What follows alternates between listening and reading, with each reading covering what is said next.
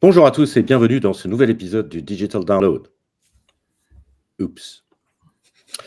Good afternoon, good morning, and good day wherever you may be joining us from.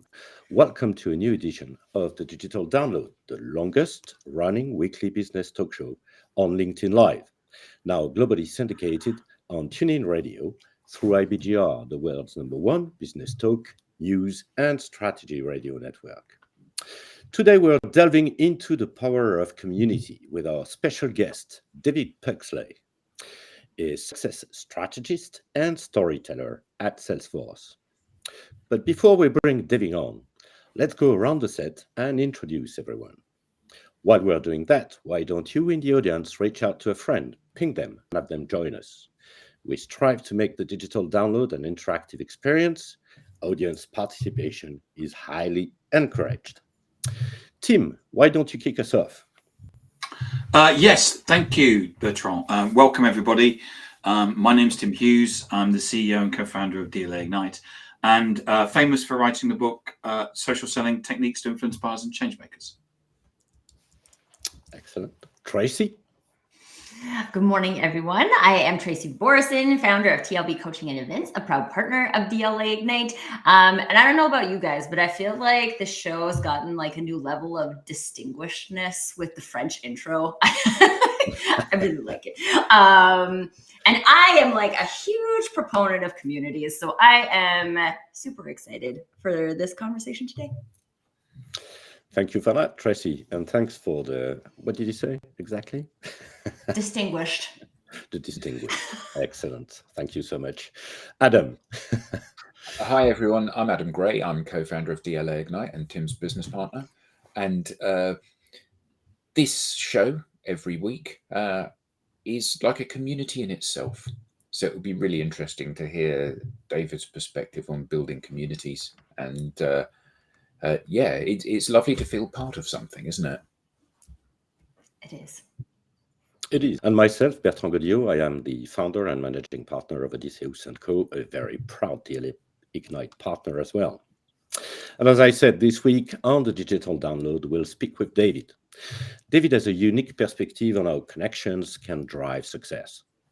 With a background that spans from the Royal Navy to the tech industry, he's learned the value of relationships and community throughout his career. So let's bring David on. Hello. Welcome, David. Bonjour. David. Bonjour. Ça va?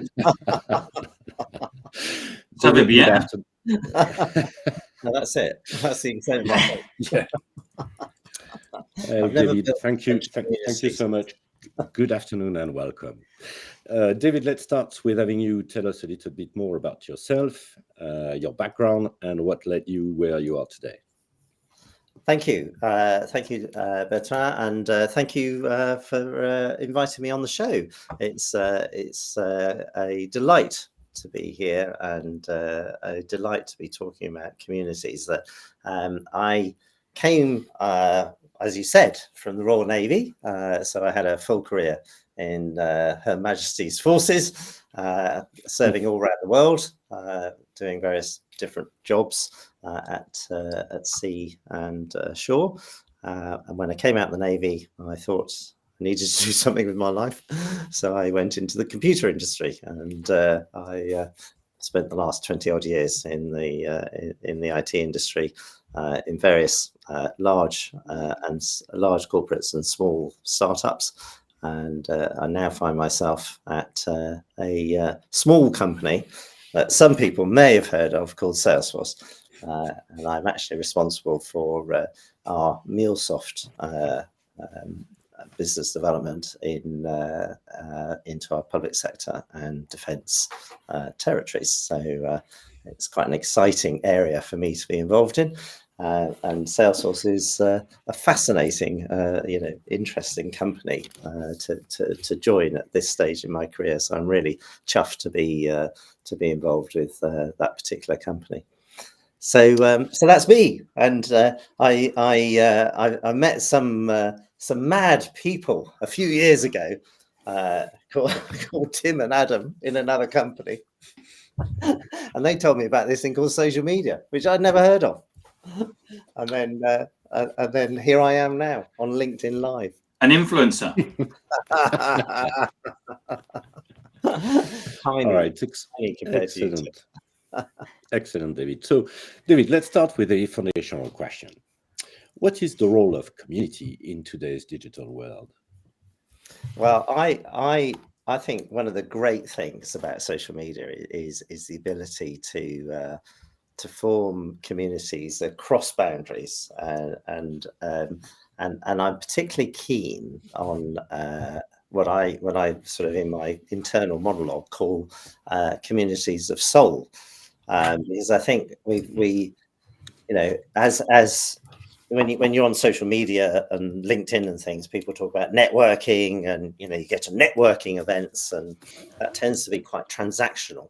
And I think what I'm trying to do with my community building is to delve a bit deeper into what actually people, what makes people, and what makes people tick, really. And a lot of that for me, I was at an event yesterday, which was fascinating, because that was a real soul community, about kind of like, how do people think about building businesses, and how do they sort of join.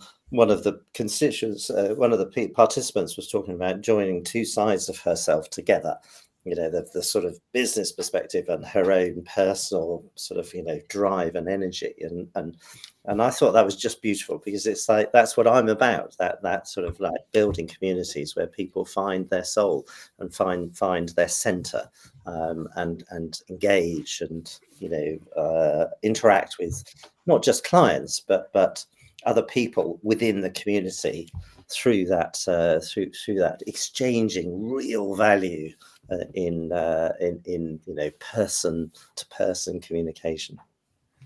Well, you must be quite a role model for people, because you've done a fantastic job of integrating who you are and the stuff you do away from work into your business kind of persona.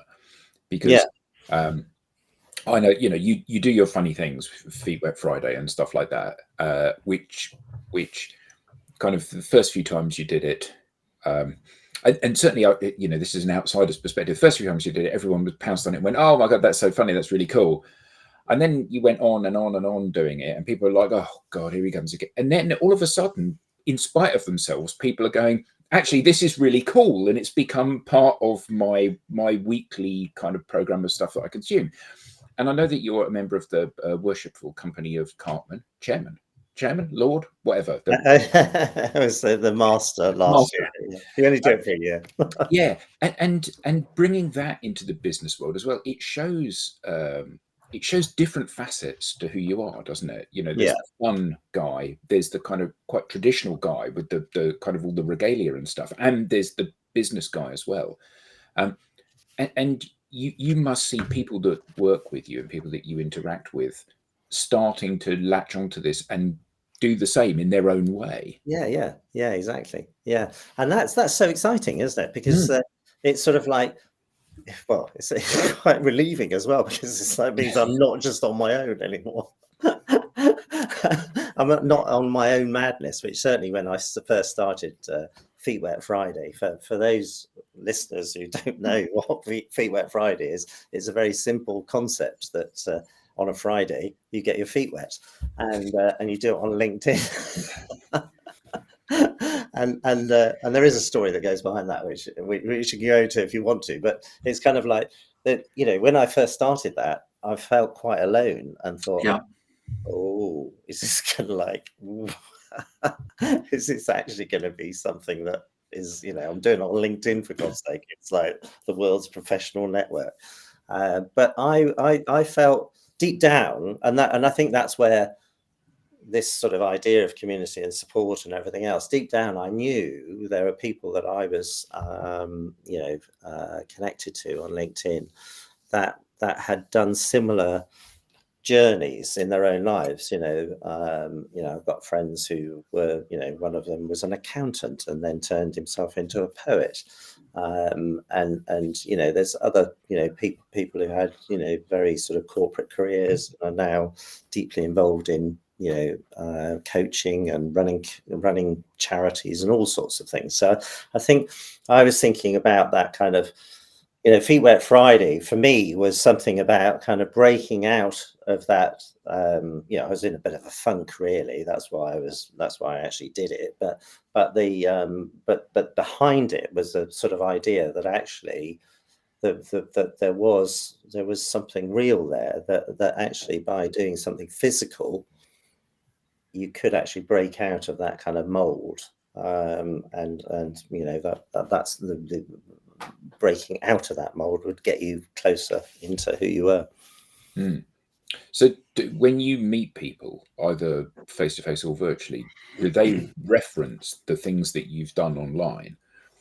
So do they connect here's the David that's gone into the -5 degrees water and is screaming because it's so cold, and here's the David that's putting on his kind of Carmen regalia, and here's David, the businessman that's going to help me with the implementation of a software solution? Yeah, I think it's fascinating. I think one of the things about social media is that 9 times out of 10 people I meet these days they go, I think I know you already. I'm not sure where from. And it's sort of like there's sort of curiosity in there, kind of like, particularly if I'm meeting them face to face. If I meet them online, there's I had a classic comment with one of my potential clients a couple of months ago, where he said, I think I know you already. It feels like I know you already. And so, it's that classic, what you talk about, Tim, in your book, and Adam, you teach, is that kind of like, of course you know me already, because I've been there. I've been there in your feed, and it's that subliminal thing, isn't it? And is that a good thing or a bad thing? I think it's slightly discombobulating for some people, because they kind of think, and I had, funnily enough, one just yesterday where a lady online sort of said, "Why do we know each other?"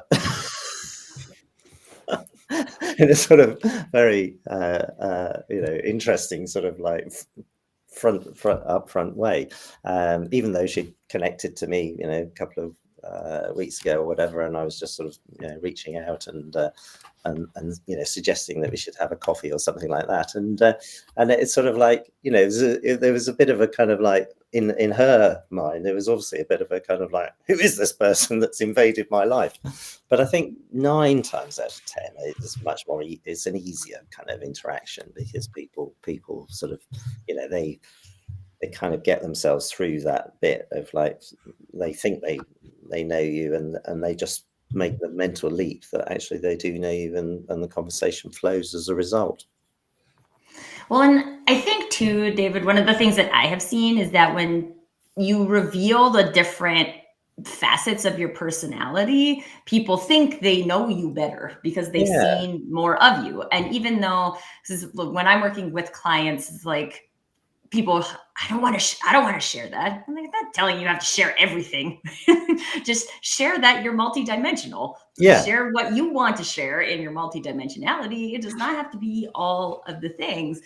And also, I think one of the really interesting things that I've experienced is that when people do meet you, either virtually in a one-on-one or in person, that brand experience is the same. So they have that experience of like, don't I know you?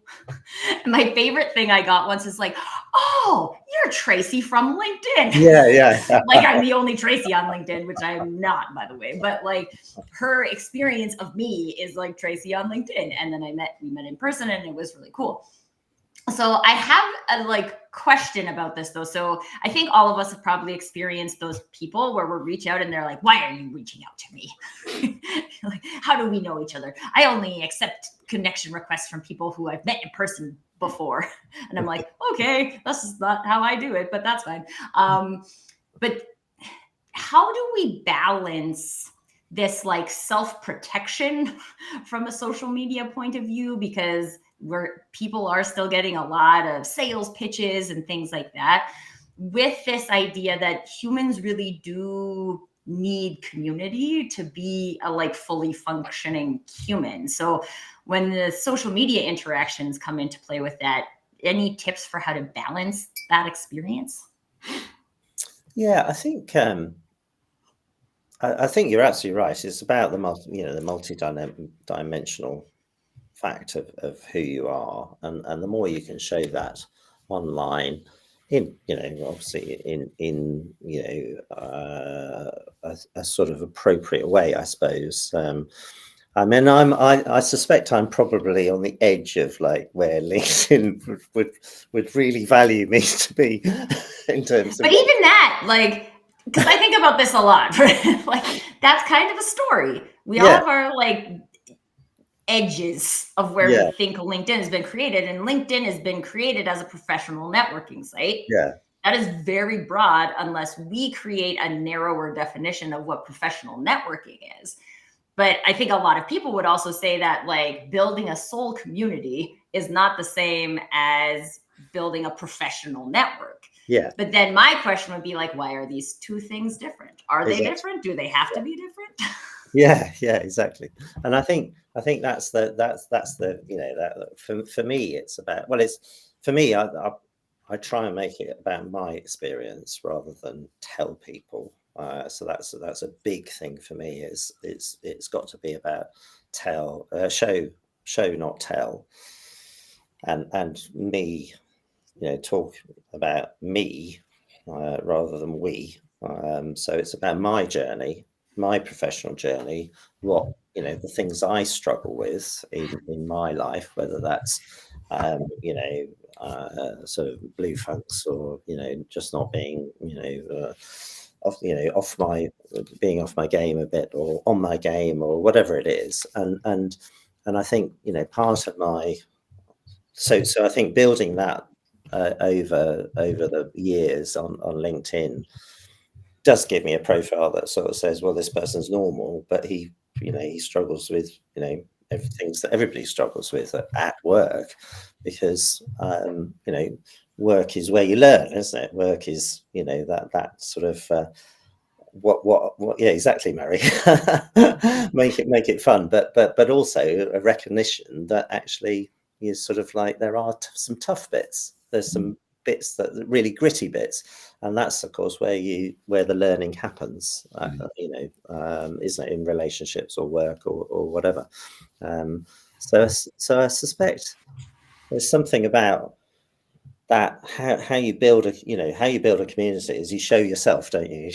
You put yourself out there, and then the community builds around you. I think it's something like that, isn't it? Well, yeah. I mean, people are certainly drawn to things that resonate with them. Yeah. And I think that a lot of the challenge that we see on professional networks like LinkedIn is the fact that people talk about things that don't really matter. Yeah, I mean, whether or not you're working for Salesforce or another large tech vendor, actually to you matters, and to them it matters, but to me it doesn't, because that's just your employer until we decide to transact some business. That's your employer. So when people come to the platform and expect people to get excited about the fact that there's a new product or a new service, or even to a lesser extent that they've been promoted, although there is some engagement on that, because obviously it's about you rather than about the business. But invariably, the biggest wins that people get are when they talk about stuff that matters to everyone. I've become a parent, or I crashed my car, or my dog died, or whatever the thing is, that there are loads of people out there that can empathize with that. And that's the bit that moves you closer together, and it's a true bonding experience, isn't it? It's the stuff, like you said, on which relationships are founded. Yeah, Yeah. Hello, I Richard. saw a post, a fellow marketer in my network had fallen on her bike and lost her front tooth and posted a picture of like her missing tooth. And she ended up going to the dentist and getting a replacement and everything. But the post went viral. And the only reason she posted it was because she wanted clients to know that like this had happened. And if she wasn't responding, that like this was why. And she was like, I've never had so much business in my life. Everyone wants the marketer with one tooth. I don't know. But it's because it was a personal story and people felt like, oh man, like one, if that I can feel what that would feel like if that happened to me. And I can also like feel the bravery of someone posting that, because it would be very easy not to do that. Yeah. Right? I don't look perfect, especially from the female point of view. Right? Yeah. Like Yeah. I don't look perfect. I can't post this. And the humans loved it. And I think that is the thing that we forget when we're just looking at LinkedIn as a professional networking platform. We forget that all the people who are doing the professional networking are humans. And if we be human, then we can create connection, create community based on our humanness, and instead of, like Adam was saying, on the company who's your employer. But I think also showing that frailty, as you said, Tracy, is a really powerful thing, because and we see it now with kind of Instagram and TikTok influencers, where there's a move for women who are known for being extremely glamorous to post photos of themselves without makeup on. And I think that's incredibly powerful, because it shows people that perfection, in quotes, is actually just one facet of who people are. And I think that, we are increasingly starting to see that on business networks as well. Conversations around mental health and struggles in that area. 10 years ago, you never, ever would have posted, I'm really struggling with my mental health at the moment. Nobody ever would have dared post that, because they would have assumed that was the end of their career if they showed any sign of weakness. Whereas now, people that are going through a tough time often do mention it in passing. And I was ill a few years ago, and I posted about the fact that I was ill. And I got literally hundreds of comments from people. And Tim said at the time, he said, you should print that out. And if ever you're feeling miserable, you should look at what people have said about you, and it will cheer you up. And I think that sense of community, people rallying around and showing their support, and if that support might be, well, I'm going to come around and see you and take you out for a bite to eat, or it could just be, I'm thinking of you. I think that's a really, really powerful and important thing, particularly because in the digital world has the power to move us closer together, but often it doesn't. Yeah. Often it means that we don't move closer together. Well, I'm new to this journey, and apologies for arriving a little bit late, but having sort of historically posted kind of the traditional sort of LinkedIn professional content, which has garnered very little interest. I've posted twice in the last 2 weeks, once about a dislocated shoulder, and the second one about the kind of mental health benefits of running. And both of them have actually garnered significantly more engagement than anything I'd previously done. And I kind of see this as being the sort of the conversation that you used to have between the reception desk and sitting down and having a formal meeting, the engagement on stuff that's less formal, but the stuff that builds the rapport and the basis upon the relationship that you're trying to establish. Yeah, this was Richard. Welcome, Richard Jones. So our digital download community is growing. So and that's a major addition. And it's Richard's first show, everybody. Exactly. Yay, welcome, Richard. Welcome, Richard. Welcome, Richard. The only problem is that I was due on last Friday, and I had something happening that I had no control over. And something similar has happened at 2:00 on this Friday afternoon. So hopefully it's not going to be a habit. It wasn't more gravel, I assume. No, it was another sort of domestic sort of semi-crisis that needed resolving. See, this is the good thing about this show being at 7 a.m. for me. There's no time before this for anything to go wrong. Exactly. All right, so I'd like to come back to something you said, David, because and also something that Tracy mentioned about bravery, and also about I think someone you met yesterday that was mentioning, David, bringing two sizes of ourselves together. And I'd like to understand, or maybe if we've got people interested from the business into how you can build communities. So how can you actually leverage community to build a stronger relationship with your target customer?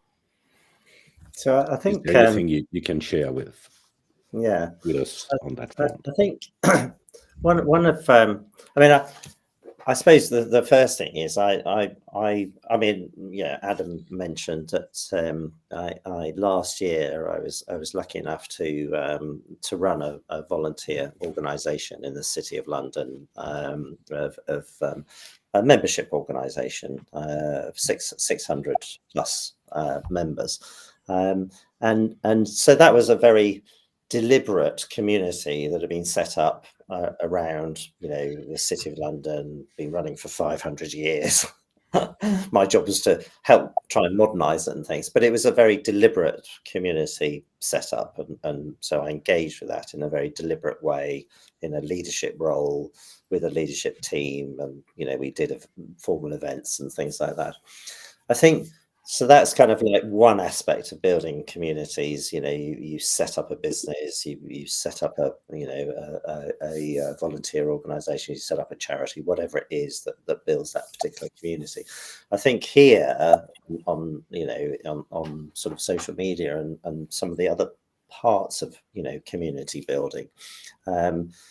And there is an overlap of the Venn diagram does overlap in terms of it's all about humans and how humans interact with each other, but I think one is a very deliberate kind of process, much more process orientated, and one is much more organic, I think, where you kind of build people who have are attracted to each other because they're eclectic people, or they have a particular interest in I don't know, tiddlywinks or something. But it's sort of there's a sort of organic process that happens that on social media. I think that I didn't set out to build a community, but a community has occurred around the stuff I do on LinkedIn, and there are different communities. There's the community that follows Necky and Pugs, which is two blokes speaking about their world, and how they interact together. And there's a community around Feet Wet Friday, and there's sort of different sorts of people that are attracted to those communities. And I think in terms of business, then what I'm trying to do is create sort of multifacets for people to plug into, so that if business, I always think of myself, I'm not really a seller, I'm a buyer facilitator. If people want to buy something from me, they can come in through one of these sort of funnels, really, of different communities, but hopefully they'll come in a nice way, that they're kind of like attracted to the fact that I love tiddlywinks, or whatever it is that I'm particularly keen on. So does this help with business? So I'm a salesman working in the tech sector, and I'm thinking about I'm like all salespeople. I'm struggling to make my number. I'm struggling to bring deals in this side of the year end rather than after the year end, and all of that stuff. So does this building a group of friends, frankly, in all of these different, does that help facilitate that? I think it does, because business is about conversations, and the more conversations you can have, the more people you can meet, the more particularly if they're conversations in the right sort of areas, the more you're likely to run across someone who actually wants something, or needs what it is that you've got to sell. It's not. I think the old idea of sort of sending out millions of mails and, you know, getting people to an event and things like that. That still obviously exists, but it's kind of like, it's not that useful in terms of actual, you know, interactions, is it? Whereas what you can build on social media is a much more sort of, you know, organic process, isn't it, of business interaction. And I think that's the other thing about networking. Networking is transactional. It's like, I'm going to network with you because I know you want to buy this thing, or I think I know you want to buy this thing. Whereas what I'm trying to do on social media is like, not network but connect, and that's why I call it a community of connections. Mm. I think that. Sorry, go ahead, Adam. No, go on. I was just going to say, like, I just wanted to give us some, because I've been thinking about this a lot for myself, because I participate in a lot of different communities. I have communities that I've created that I run. I participate in this one. I participate in one called the Fractional Forum. I participate in a bunch of places. And I oftentimes people ask me, like, what's the strategy behind that? And my answer is always, I like the people in those places. So I go and I have conversations. And the thing that's really interesting is I've been like looking at my platform of clients right now, and like, where did these people come from? Yeah. Okay. One of them came from my cardio dance class.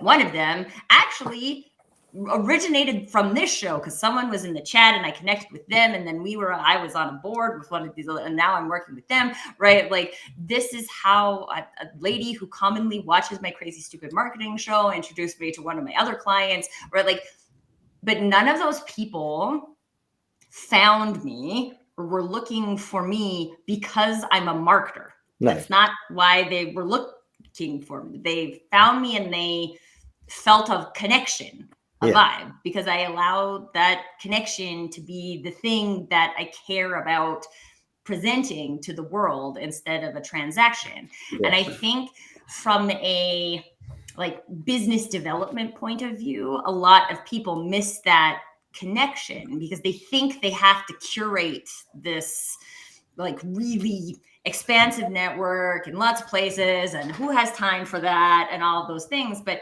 if you can show up in the places that feel good to you with those like soul connections, make soul connections with people. And yes, those people have to know what you do to make a good introduction at the end of the day. But if they like you first, then they care what you do.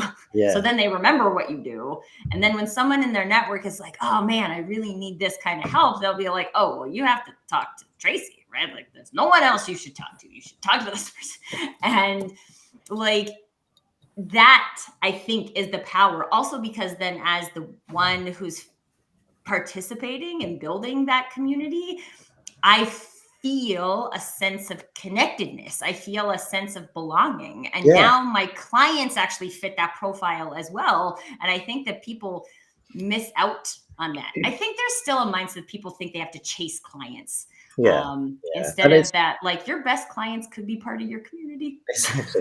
And I think it's that coming from a place of abundance, isn't it? If you come from a place where you think you can only get clients this way, then you're only ever going to get clients that way, aren't you? Whereas if you come from a place of abundance, like, anybody could be your client, or friend of a friend of a friend could be your client, then, you know, the world's your oyster, isn't it? A billion, what is it? What do you always quote, Tim? Billion people on LinkedIn or something. There is. That's a lot of people. So here's the question for you, David. So you, and I don't mean this in a belittling way, you're just a bloke working in a sales role in a big tech company, and you've worked this out. How come most companies haven't worked this out? You know, and I think that you know, your way of doing this is incredibly sophisticated, and it's built on forging relationships at scale with trust, with people that like you and therefore want to try to help you to do business with them and their businesses. Yeah. Yet most organizations think that the answer is just to keep shouting and keep shouting louder, and eventually someone will go, oh, of course, how silly. Yeah. And so how come you've got it and most companies haven't? I think it's that classic. I worked this out a few years ago, actually, that most sales books you read, they start with the client has already arrived. In some way, some magic way, the client has kind of come in the top of the funnel, and generally, because of where we've come from as the working world, particularly as we've gone digital, most of that is being in the marketing. Forgive me, Tracy, but it's true. I was just going to say that's marketing's job, right? Just fill the funnel. Yeah. So that is most of that being the marketing job, and I think what's fascinating to me, I was invited to a marketing conference last year, so I toddled along to meet some marketers, see what they got up to, and it was absolutely amazing because they were talking in a totally and utterly different language from sales. They were like, oh yes, you do all this sort of stuff over here, and we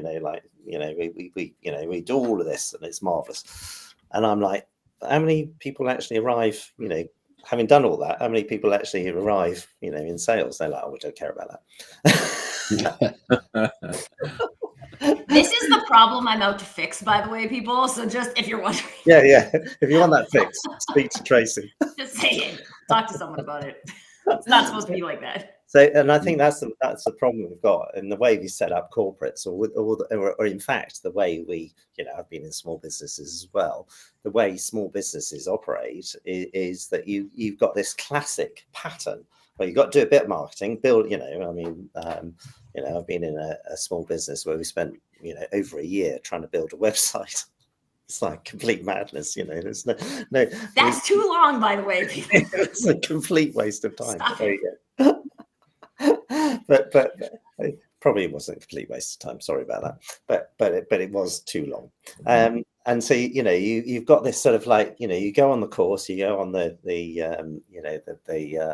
1,000 small businesses course, and there's all these various business courses and things. You read the books and everything else, and they all start with marketing, don't they? And then they get to the right, what we're going to do now, we're going to take these leads and we're going to warm them up and all this. It's a classic sort of funnel that every corporate has and small business has in their mind. Now, of course there's a funnel, but it's kind of the way we go about structuring that is still very old school. We haven't cottoned on to the fact that we've gone digital. It's a bit like a lot of my customers, I deal with public sector, a lot of my customers still have paper forms, and it's like, the world's moved on from paper forms, but we still have paper forms, and it is still the same in businesses where they still have this kind of idea that people interact with businesses in this very set, structured way. And of course the world has moved on. It's moved on 100 times since then.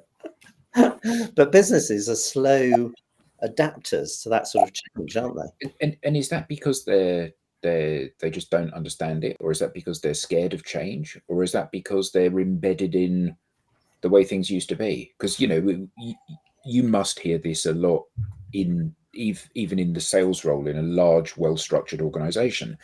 You have a bad quarter and everyone's saying, yeah, but there's green shoots for next quarter, it's looking like it's going to be a much better. It's like a lot of this is delusional behavior based on what you hope is going to happen rather than what you think is likely to happen. Yeah, exactly. I mean, it's quite interesting, isn't it? I've been in organizations where they go through a very structured process at the beginning of the year where they kind of like say, right, we're going to write our plans for the year, and we're going to make this happen in quarter one and this happen in quarter two, and and so on and so forth. And all the salespeople are going to put down how much they're going to, what they're going to bring into the business, and so we'll have a lovely plan and everything. And of course, I'm thinking, really, how's this going to work then? Of course, you're not allowed to say that because you're in a sales organization, so you have to write your plan. And that's just the way, because that's the way they're set up. And the reason they're set up is that way is because the sales process, the sales people have been promoted in sales, into management and everything else. They've grown up with that structure, so they're like, I came from the Royal Navy. I didn't understand all this, but people have been around a lot longer than me. That's how they've done it. So like, oh, this must be right. And of course, how can it be right? Because guess what? Halfway through the year, half of those plans have fallen away, and then 3/4 of the way through the year, the other half are falling away. So, and and people are running around saying, just sell something. We can close it all in Q4. It's fine. But it's like it's corporate amnesia, isn't it? Because you're sort of like everyone forgets that and they start again.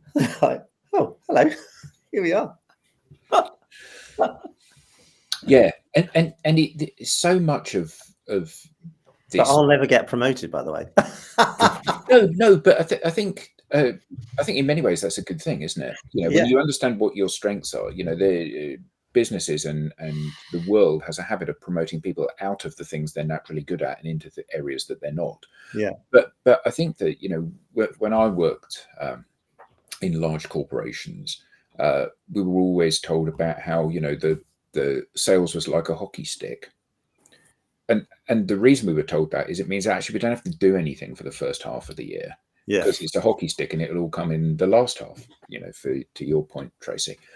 And it always surprised me that, this year is just a continuation of last year, and it's the forerunner of the following year. So this should be a fairly linear thing. We should be doing this stuff that we do in the last quarter. We should be doing this throughout the year as a normal behavior.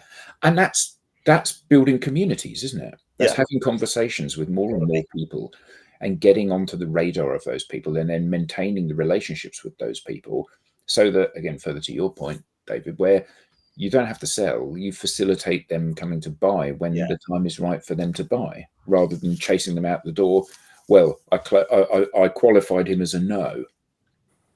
Well, he's only a no today. He might be a yes tomorrow. But that's that opportunity. That ship sailed now. Yeah. And I mean, that's the thing, success over time, isn't it? I was talking to someone else about this the other day. You kind of like, just because we haven't done it here doesn't mean in 6 months we won't have done it. It's just, it's where the time scale over which you measure things, isn't it? Yeah. Well, and I think that's the thing too about relationships. When people think about like a human relationship, I don't think most people think that took like 5 minutes to build, right? Like a relationship builds over time. But also when you are like investing in relationships because you also feel the exchange, that becomes easier than if you're doing it from a very transactional place. Like if I'm just building a relationship today with you today because all I want is your money, like, I'm going to feel like if that takes a long time, there's no exchange for me. But if I'm building a relationship with you today because we both believe that communities are powerful and like you do that way and I do that this way, and who knows where that can take us from a community point of view, right? Like you would assume that is still in the process of being built. And so I think there is a lot of benefit, whether that's from like a marketing point of view, a sales point of view, an internal team building point of view,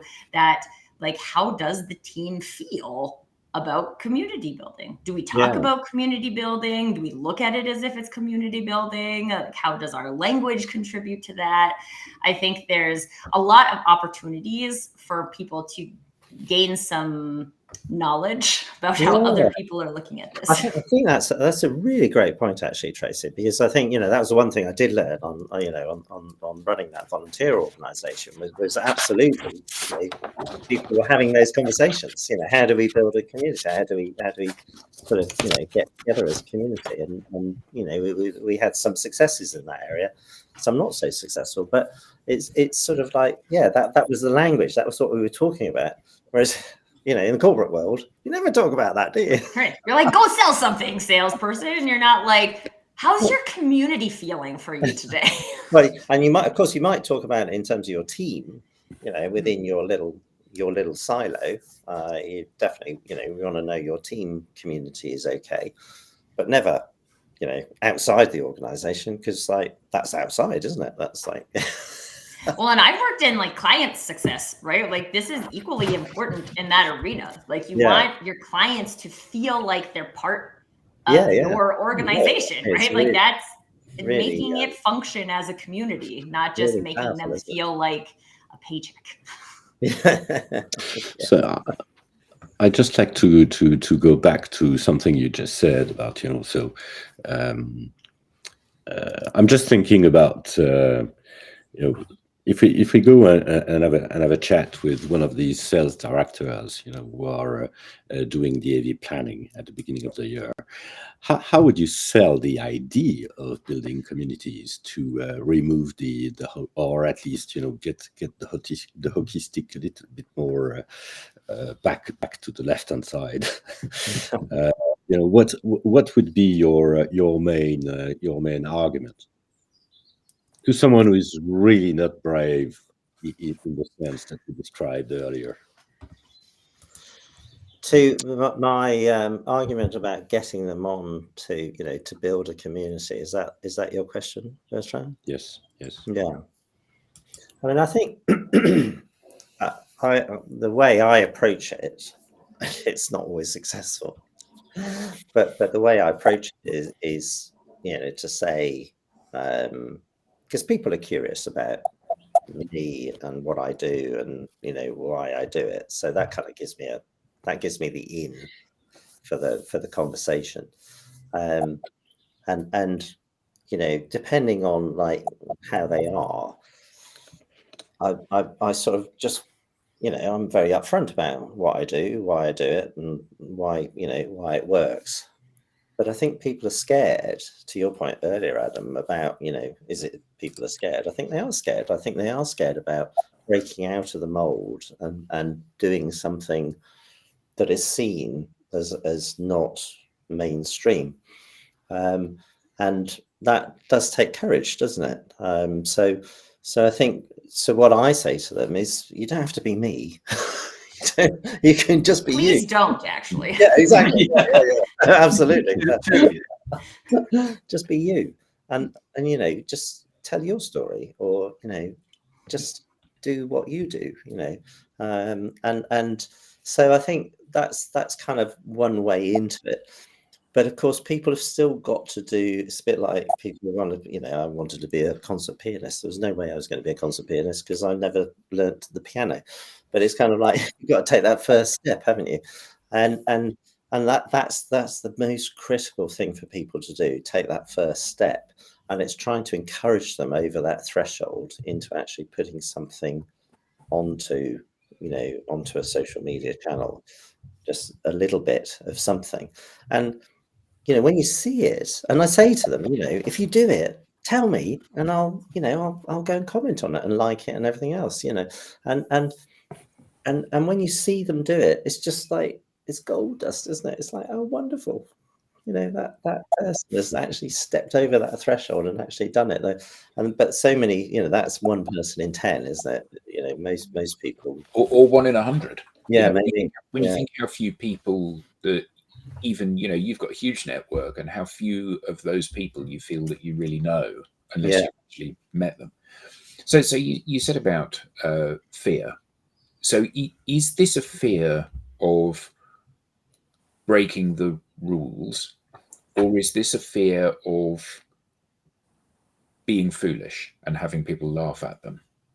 Because I think that the two are very different things, aren't they? One of them is your boss peering over your shoulder and saying you can't post that sort of thing because it brings us into disrepute, and the other is your friends pointing at you and laughing and going, ah ha ha, whatever it is you've done that you've put your heart and soul into. Yeah. And like Tony from last week, writing his poetry, what happens is everybody claps and says, wow, that's fantastic. What everyone fears is going to happen when they do that sort of thing is that everyone will say, well, that's crap, that's absolute rubbish, I don't want to read that.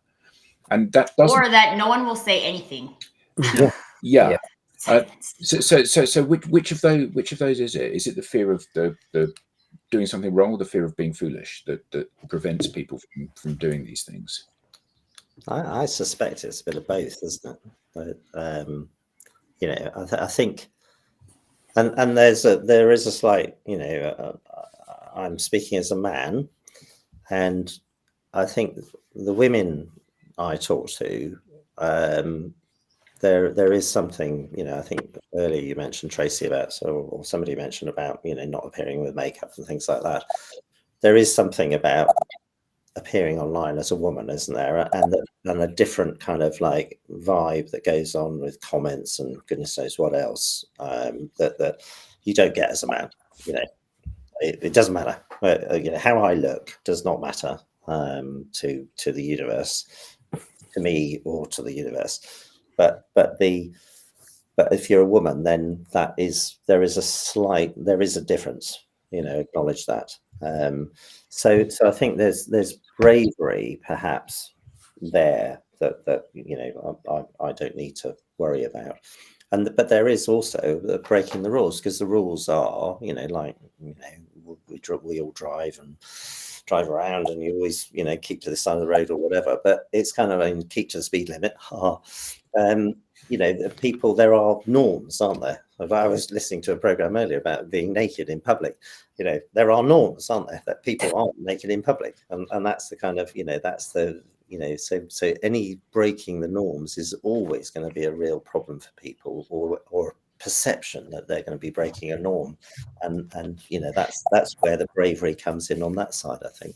And I think that's too, I would just say, like, when it's in alignment with you, like when you're really clear, like, this is what I would do, then it's easier. That doesn't make it easy, but I think a lot of times too, we're inundated by what people are telling us we should do. We should post this type of thing on social media, and we should do this, and we should do this.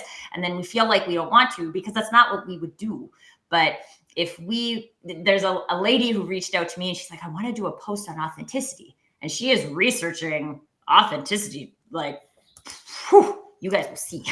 But like, that's her way of doing a post. That's not the wrong way. Is it my way? No, it's not my way, but that doesn't mean it's the wrong way, because that's how she would do it. Exactly. And that's how she is doing it. And it changes the amount of posts and things that she does, but she's doing what she would do. Yeah. And therefore it feels, I mean, I think there's a lot of us involved in this post project, and a lot of people are like, wow, you're putting a lot of work into this. And like, but she likes it. It's fun for her, because that's how she wants to do it. And there's this, like, we forget that if we're connected to our way, how we would say that, when we would say it, what we would say, if we would post it, if we wouldn't post it, and we allow that level of authenticity to be the driver in our social relationships, regardless of whether that's virtual or not, it makes it easier. It doesn't take away the fear. It still takes bravery, but it makes it easier. Richard, did you want? Well, I'm seeing it more sort of, it's kind of etiquette, really, isn't it? It's kind of what is when you post, you know, you kind of look around and see what other people are doing, and you clearly don't want to sort of go in all guns blazing, and you kind of need to read the room, is kind of how I would say it. And that's my sort of take on things, and push the boundaries a little bit, but not too excessively, too quickly, really. All right, David, you've got a friend. You've got a very good friend who says, and I'll take that as the last comment. You do it very well, Pugs, connecting with people, being your authentic self, and sharing a lens of how you see the world through your thoughts you share via your videos and the work you've done in your charity, volunteering work, and of course, Fitwet. Thanks for that, Tony. Thanks for being with us today. David, this has been great. Where can we learn more? How can we get in touch with you? So LinkedIn is my main channel. I am on Instagram as well, but that tends to be a bit random. But LinkedIn is my main random channel. So search for David Pugsley or Feet Wet Friday, and you'll probably come across me. Or Necky and Pugs as well. Excellent, perfect. Great. So we now have a newsletter. So don't miss an episode. Get the show highlights, beyond the show insights, and reminders of upcoming episodes. You may scan the QR code on screen, or just visit us at digitaldownload.live/newsletter. On behalf of the panelists and to our guest, David, and our audience, thank you all, and see you next time. Thanks, David. Thanks, Richard. Thanks, everyone. Thanks for having me. Take care. Bye. Thank you, Richard. Whoops, sorry.